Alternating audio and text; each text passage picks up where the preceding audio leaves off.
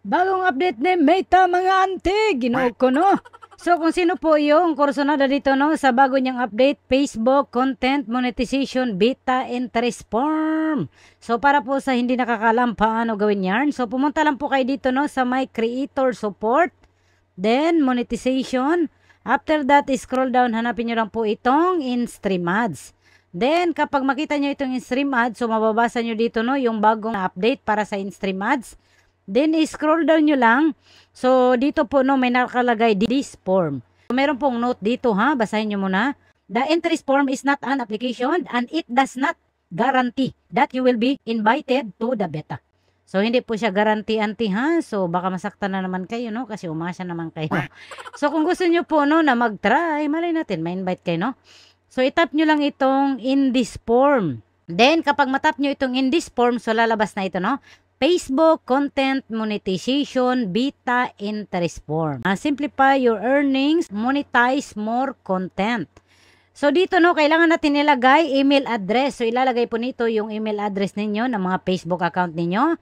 Then dito, Facebook account URL. Okay, yun pong mga URL or yung link ng Facebook account ninyo.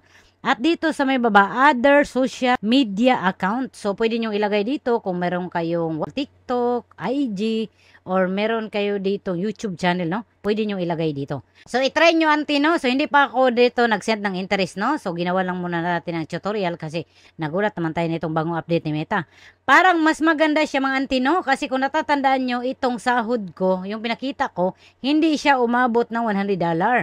Tapos ngayon, so, yung sahod ko sa bonuses at sahod ko sa subscription, inisa na siya, o di ba? So, meron na tayong sasahudin. Lumagpas na tayo ng $100. So, parang mas okay siya, no? Kasi feeling ko, kung ano yung tools na monetize natin, so, kung totoo na pag-isahin na ni Meta, so, wala na tayong problema sa minimum payout. Kasi, di ba, separate yung earnings sa Star, sa subscription, sa ads on Reel, sa in-stream ads, sa live ads, so separate siya. So, kapag pag-isahin na ni Meta, para hindi na tayo mahirapan, so feeling ko, pati yung sahod na minimum payout, so, makukuha din natin. So, mas maganda ito, no? So, I'm not sure ha kung tama itong pagkaintindi ko. So, basa-basahin ko muna itong bagong update ni Meta, no? So, mag-update lang ako sa inyo, no? So, kung gusto nyo po na mag-send ng interest dito sa bagong update ni Meta, itry nyo mga antino, baka ma-invite kayo. Sana all, no? Ma-invite. So, pwede nyo i-share itong mga video ko. Baka naman. Thank you for watching. Alright.